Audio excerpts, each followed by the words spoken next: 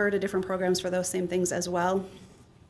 And they do role playing with our offenders as well.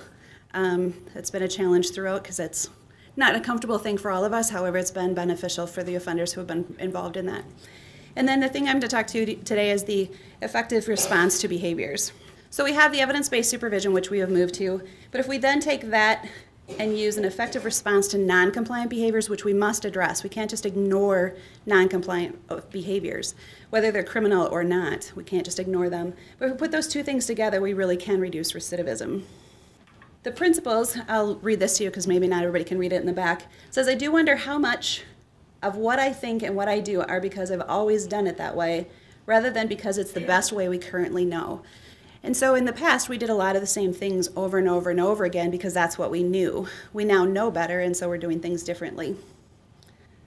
So our evidence-based responses to violations, the things that we really look for when we're responding to a violation, and the violation could be a criminal act or it could be just a rules violations. We take a look at these different principles. The first one is celerity. Celerity is swiftness. We don't want to find out about a violation on March 1st and then not do anything with it until December 1st. So that's basically what celerity is. We're doing it much quicker.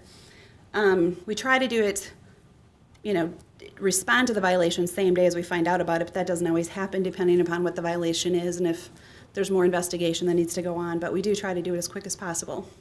Certainty. There needs to be a certainty. Our offenders need to understand that if there is a violation that we find out about it, that we will certainly do something with it. We're not going to just ignore it. Consistency, trying to be as consistent as we can in all circumstances. That isn't a one-size-fits-all, but we have, and I'll show you our evidence-based response to violations form, and you can see where the consistency comes in based on their risk levels and the level of violation. So there's some consistent patterns as to how we deal with medium risk versus high risk behaviors. Neutrality, trying to be impartial and being fair with our offenders, not having the responses based on somebody that you don't like, you treat them differently than somebody you like. There needs to be some impartiality with that. Parsimony, whatever. That word. Yeah, it's a big word, and I can't pronounce it right every single time we try and say it. And proportionality. And previous presenters talked about that too. The sanctions need to be proportional to whatever the behavior is. We can't have really significant sanctions, putting somebody in jail for 60 days for showing up 15 minutes late for their appointment. Those don't match. So trying to be proportional to their behaviors. And then the last one is risk needs principles. The higher the risk of the offender and the higher the risk of the violation, the higher the response is going to be. So we take into consideration not only their risk, but the risk of that particular behavior. A couple of things we also have learned along the way with our evidence-based practices within the Department of Corrections. First one, incarceration itself does not change behaviors. Now, incarceration may still be necessary for certain things, but that in and of itself does not change behaviors. Graduating sanctions doesn't seem to, the research doesn't show that that has had a great reduction in recidivism. Sometimes it's appropriate to do that, but that in and of itself, again, is not going to necessarily reduce recidivism. Supervision without effective interventions does not change behavior. And I think it was Sarah that had talked about that if you have just supervision and do the kind of gotcha kind of attitude, that we just find the violations and not do anything else with it, not do some sort of interventions, that doesn't reduce recidivism either. But some things that do reduce recidivism are effective interventions that could be coupled with jail time, and they're coupled with supervision. They're just not by themselves. Application of the risk-need responsivity, which Sarah talked about earlier, so I'm not going to go into those definitions again. Using more rewards than sanctions does reduce recidivism. This has been a challenge within the Department of Corrections because that's not something we've done a lot of over the years. It was put them in jail, let them out, continue supervision. That was very consistent for us. So to be in a situation where now we're trying to reward positive behaviors, and some people are like, well, they should already be doing these behaviors. You're absolutely correct, they should be. However, they were never taught. So now we have to reward them, so we're teaching them that those are good things to do. And so as a department, we've moved forward with that as well. And applying the evidence-based principles responding to violations certainly reduces recidivism, and that's what we're going to get to. Our philosophy is no longer the trail them, nail them, and jail them approach. We're trying to do something different. Sometimes we still put people in custody because it does stop the behavior, and sometimes that is absolutely necessary to do, but we don't stop there anymore. We do other things. So this is our evidence-based response to violations. It currently is in this format. We are moving it to Compass, which is our risk and need assessment, and so it's going to look a little bit differently. For staff, it's going to be really nice because it's going to pre-populate a lot of the information that they currently have to look up and put in. The top part is basic information. We do look at, if you see over on the far right, we look at their supervision level, which may or may not be their risk level. It's based on, that code is based on what they're being supervised at. So for instance, we have sex offenders. If we have somebody who's on for a sex offense, they're automatically at what's called INTSO, which is a high-risk supervision based on policy, but most sex offenders on the Compass assessment come up low risk. It's just the way the norming of the Compass assessment is. So, but we don't supervise them at low risk. We don't supervise them at minimum supervision. They are at high risk because of their behaviors. We also add in the general recidivism and violent recidivism. Most of our decisions are based off of the general recidivism rate because there's a lot of things that feed into the violent recidivism. It's not necessarily just violent behavior. Primary violations and severity level, which is kind of in the middle there. We have a very long list of violations that are listed in there. Property crimes and violations of rules are in there as well. And the staff then pull up whatever that particular violation is. Each violation is coded. If you look at the end of the violation, there's an M. That means it's a medium risk violation. So we take that level along with their Compass risk level, which again, is not necessarily what we're supervising them at, and plug those in, and it automatically tells us what our response level is. So in this case, we have a medium severity violation. Compass risk level is low, so our response level is low. That's the recommended response level. If it's a low risk or a low response level, they're not going to jail, unless it happens like overnight and it's not a decision we made. But our low response levels, we're not putting them in custody anymore.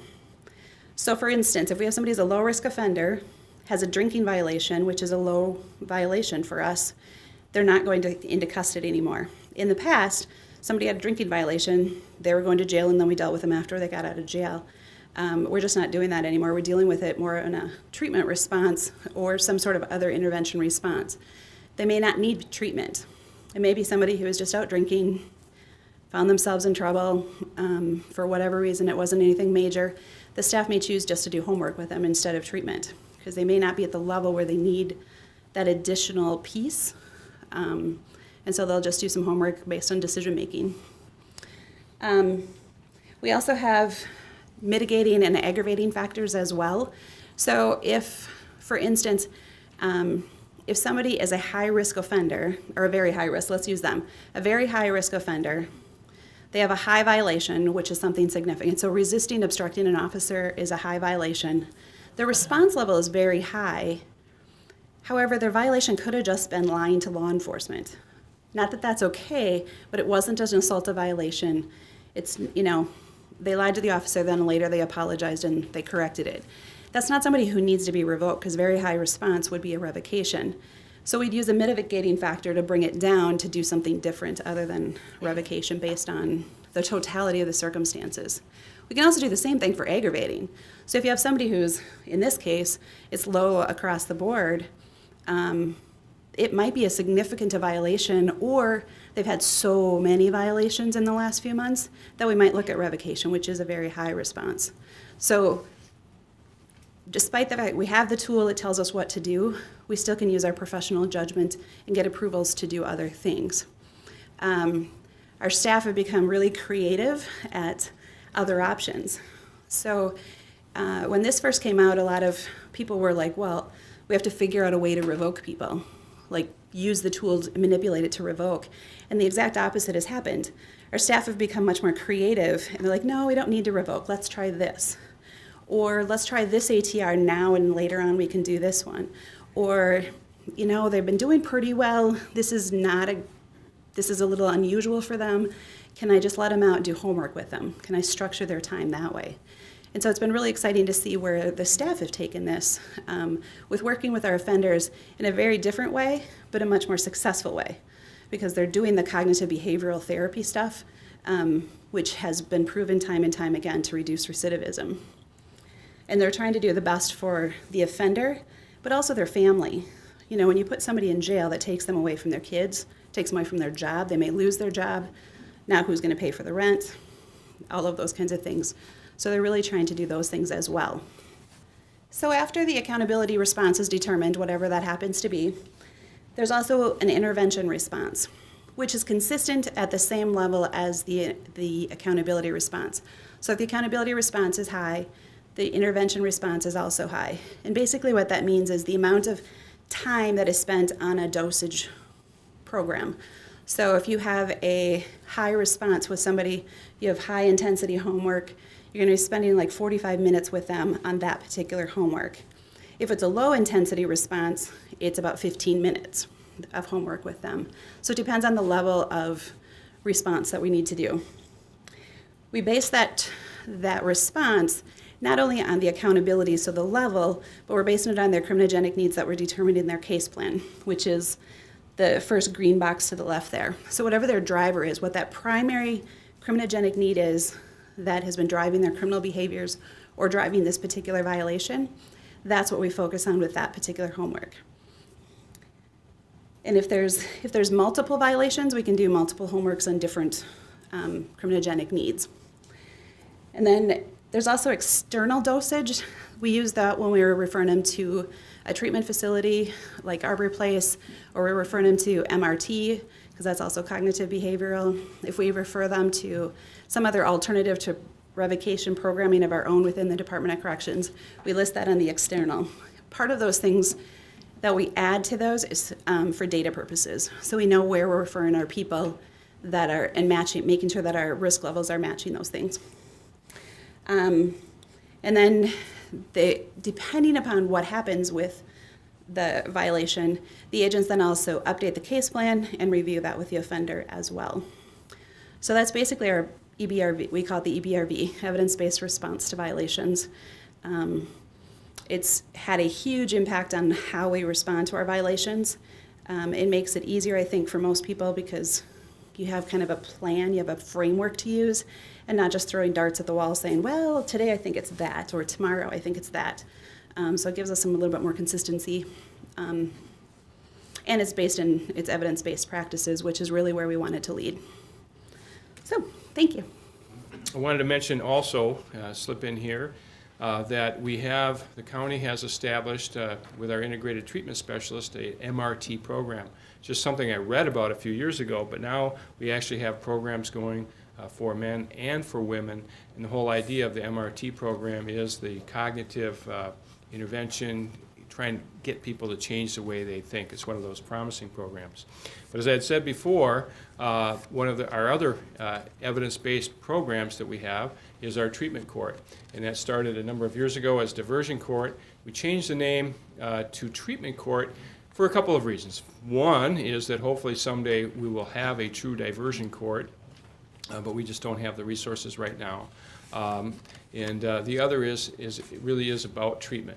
So without further ado, here's Janae Brantner. All right, so as Jim mentioned, we used to be Diversion Court. In November of 2014, we actually changed the name. So Treatment Court started in 2008 as a problem-solving court for individuals with substance abuse and mental health issues.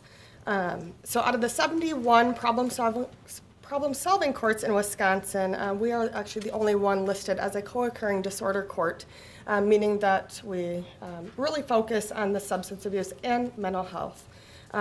We've had a grant the past few years, which has been able to help us employ our integrated treatment specialist, who is an AODA and mental health counselor. So the mission of Dunn County Treatment Court is to increase community safety by providing intensive court-monitored programming really focused again on the alcohol, drug, and mental health needs to break the cycle of addiction and crime.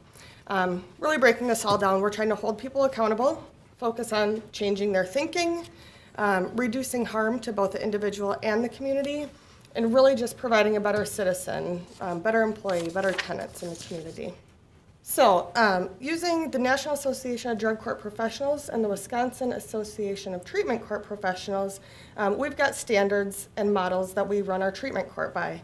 Some of the main things that we use that I wanted to cover is target population. There's now the pre-charge program here in Dunn County that focuses on the low risk. Treatment court focuses on the medium to high risk individuals. We do this by using the objective criteria, which is the COMPASS assessment. Validated assessment tools to make sure that people are the medium to high risk, so we're not mixing risk levels. Complementary treatment and services. One of the focuses of this is providing things in the order that people need them. If someone's in a mental health crisis, it's not really the time to focus on employment. So looking at really where the individual is at, and then providing the range of services through treatment, things such as housing, focusing on medical needs, any area that they're really assessed to have a need, and focusing on providing those in the right order.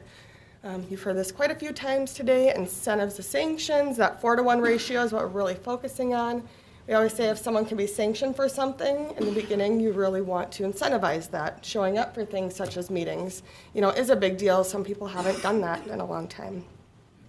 Drug and alcohol testing is a huge part of our treatment court. Individuals are calling a testing line 7 days a week. To see if and when they have to test that day. Our testing is frequent and random. It is 2 to 3 times a week and always observed by same-sex staff member when possible. So that's something throughout our program actually doesn't decrease at all. That's the whole 12 to 18 months of the program. Last thing I wanted to touch on is our team. Our team consists of the judges, myself, our criminal justice coordinator, we have a defense attorney, our district attorney, probation agent, our jail program director, our investigation sergeant, and then also an arbor place counselor. So, these individuals are working with everyone throughout this team in different areas, but we bring everyone together on Wednesday mornings to have our pre-court staffing. So that is our team. Eligibility for the treatment court program is 18 years of age. They must be a Dunn County resident. Charges related to alcohol or drug use. This one, you typically think things such as like possession, trafficking. We're also looking at things such as, thefts, burglaries, individuals who are supporting their habits by committing crimes. Again, that medium to high risk on a COMPASS assessment, and also must be diagnosed with a substance dependence disorder. So with those things are how they become eligible for our program. I don't want to go too much into phases, but again, as I mentioned, 12 to 18 month program. It is very intensive and court monitored. At the beginning, they're seeing me every week. They're doing the drug testing throughout the whole thing. They have to comply with their treatment. They're seeing the judge weekly. All of these things decrease as people are successful through the program, but at the beginning, it is a lot of intensive work. One thing I didn't mention, self-help meetings. They're doing 3 self-help meetings a week, things such as AA, NA, really trying to increase that positive support network in the community. So programming, obviously in a treatment court, alcohol and drug treatment is required. Whatever is recommended by their assessment is what we then require through the program. Mental health counseling can be provided, there's human services. Arbor Place also now does integrated treatment. They have mental health and AOD counselors. And then to bridge the gap is where we also have our integrated treatment specialists on staff. Individual sessions, CBT focused. Again, probation is now doing that with the dosage hours and the homework that they're using. We also have those resources in our office and with our integrated treatment specialist. Moral recognition therapy is a whole separate program on its own that's available to treatment court individuals and probation if the need is assessed for those antisocial thinking patterns. So MRT is the cognitive behavioral treatment system that leads to enhanced moral reasoning, better decision making, and more appropriate behavior. So through the research, this has been studied for a long time. Going through the MRT program It's 12 steps on a ladder. It's not like the 12 AA steps. But going through those, they're showing progress at steps 3, 6, and 9, and then also completing the program, that it's really reducing recidivism, making improvements in personality traits, and enhancing treatment compliance. So you may see this How to Escape Your Prison book doesn't, it's not literal. We don't teach people how to escape prison. But really it's just going about moral reasoning and really how to escape the prison of their thoughts and those antisocial thinking patterns that they've developed over time. So that's the MRT program. And then just a little overview of treatment courts. Again, started in 2008. Typically, we have about 18 participants throughout a given year that's eligible for the program, actually sentenced to the program. We're also taking ATRs through probation and parole. 70% of our current individuals are meth related. That's typically been the primary here in Dunn County since I've been here, which has been about 3 years. So since 2008, though, we found it interesting as we look through the numbers, termination recidivism. So someone who hasn't made it successfully through our program has been at 50%, where individuals since 2008 who have graduated the program came in at a 9.5%. So significant reduction there, which has been impressive. And my contact information if anyone has questions. All right, the question is, and I don't know who this would be best addressed to, but the difference between and or when used, a proxy and a compass assessment. I can take an initial stab at that and just say that both are assessment tools, and there are many other assessment tools designed to assess risk and needs. Sarah, do you want to elaborate on that? So the proxy is really an approximate, so it's a screener to really get us a general risk assessment. The compass itself is the full validated, full-blown 137 questions. Proxy, as we saw with Commander Schwartz's presentation, is just 3 questions. But we know through research that those 3 questions can get us a good sense of who's low risk. So the proxy is a good tool for identifying low risk. It is not a good tool for identifying need, and it's not a good tool for identifying